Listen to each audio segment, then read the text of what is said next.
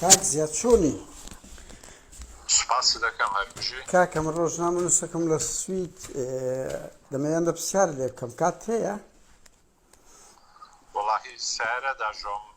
زۆر ناتوانم دەربارەی هەرە وەزعی بیلاڕووسیایە. بەڵێ ڕۆژنامە نووسی کام میدیایی. بەڵێ ئەمە تەفدە پرێس. بەڵێ کاک زیە ئەتوو هۆکارەکەت بۆ گەڕاندیتەوە کە گوایە ئەوانە بۆیە هەڵاتوونە لە دەست حکوومەتی عێراق و ئەوە سەفیندزەیش کە بە ناوی حکوومەتی هەرێم وا قسە کردێ پەکەکەیە، بەڵام بۆ خۆت دەزانی ڕەوشی زیندانیانی سیاسی بە تایبەتی بادینان چ پرۆتستۆیەکی گەورەی جیهانی بەدوا داهات.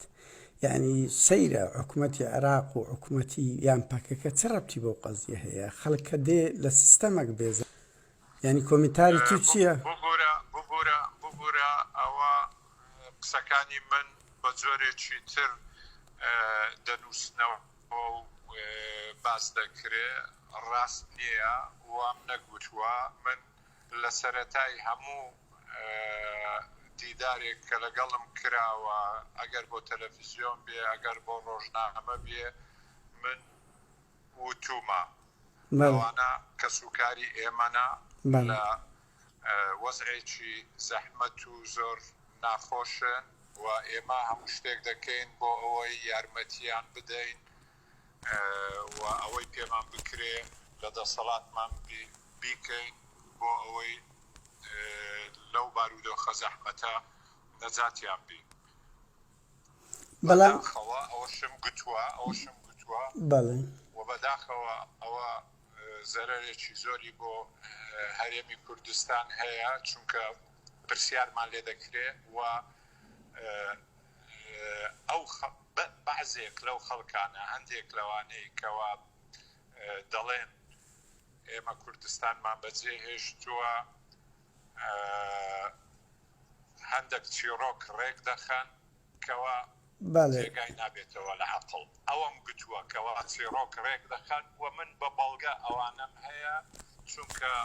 لایەنی پۆڵۆنی و هەتا ئەوانەی ئەوروپیش کە دێن سێر دەکەن چاودێرەکان، ئەوانە تعجبیان دەبینێ وەکو ئەو شتانەی مەسەلەن دەڵێ وەڵاهی ئێمە پارتی بە زۆر ئێمە دەنێری شەڕ بکەین لەگەڵ پێکاکا، یانی شەوە تا گەنجێک خەڵکی دوهۆ کە دەڵێ من داعش هجووم دەکاتە سەرمان لەوێن دەرێ بۆیە دەڕۆم. من باسی ئەوەم کردووە، بەڵام ئەوە بەشێکی زۆر کەمی ئەوەیە کە باسم کردووە. بۆچی ئەو میدیایانەی باسی دەکەی ئەو ئەکاونتە کۆمەڵایەتێکەوە تەنیا بۆ دوژمندارەتی کردنی حکوومەتی هەرێم ئەو وشەیە دەردەینن، شتەکانیتر هەموو باس ناکەن. باشەکەشت لەوە دەست پێ دەکەین. کاک زیا یەک هەر نوێنەرێکی حکوومەت کە قسە بکە، ناوی جەنابتم ناوی جەناب قادر نادر قادر ئەوجە خۆشت هەر وەکو ئەوان بەو جۆرە دەستت پێ کرد و سێری ئەوەکانی دیدارەکانی منت کردووە لە تەلەڤیزیۆن لە رادیۆ یان هەر سێری فەیسبوک دەکەی و ئەوانەی کەوا کاک یەک هەر نوێنەرێکی حکوومەت قسە بکات، بە تایبەتی سەفیندزەیی کە نوێنەری حکوومەتی هەرێمە بەرپرسی پەیوەندیەکانی دەروەیە و جوتیار عادل تەمسیلی هەموو حکوومەت دەکات، وانە یعنی هەر بەرپرسێک ئەوە یەک ئەو وەی گوتیە. دوو بەڕێزی شت باز لە مەسەلەی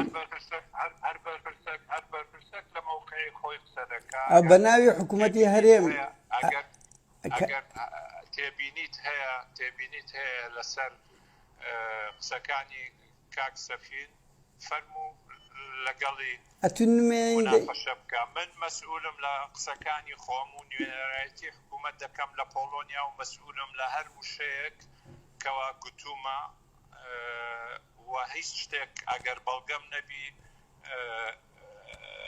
نەمگوتووە. باشە کاک زیا لە میدیاکان باس کرا کە تو گوتی زۆر خەڵک خۆی کردە ڕۆژنامەنووس و ژیانی مهدەدا پێت وایە ناڕاستە ئەو قسەیە خەڵک هەیە ڕۆژنامەنووس مەسەلەن لەو 30 ساڵەی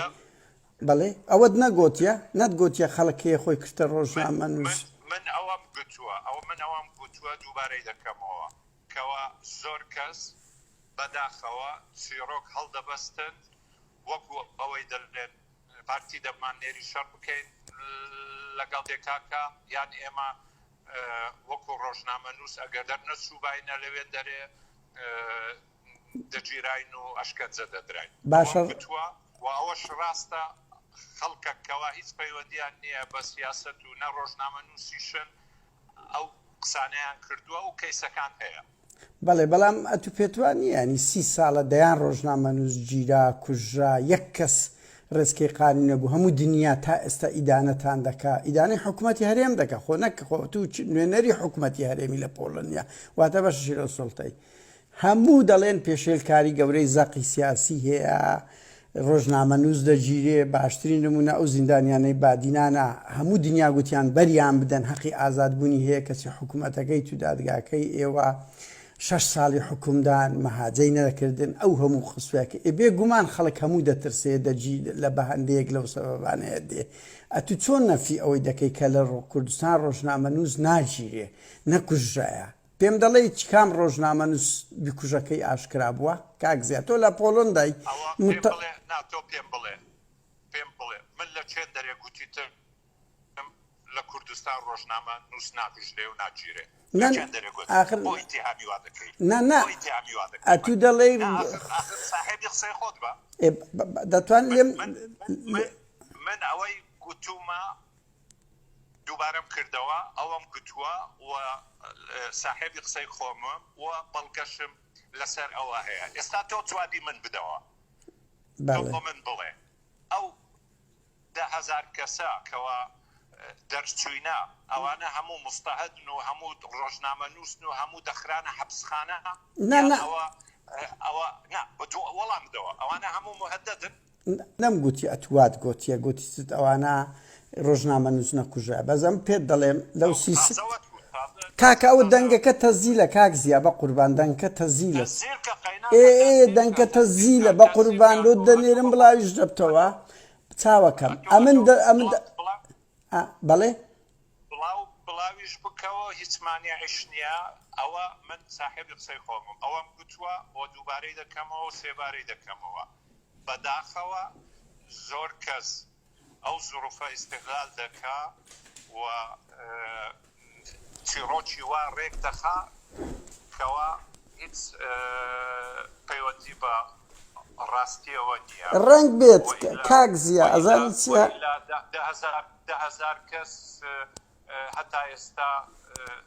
چاپێنجێک ئەوە گەیشتینە پۆڵۆنیا و ئەوروپا و سێچارێک هێشتا لەسەر حدود ماینە ئەوانە هەموو ئاسایش لە دوایان دەگەڕێ هەموو جێگایان حەبسخانەیە هەموو جێگایان ئەوەیە ئیتر ئەوەندە و سوپاس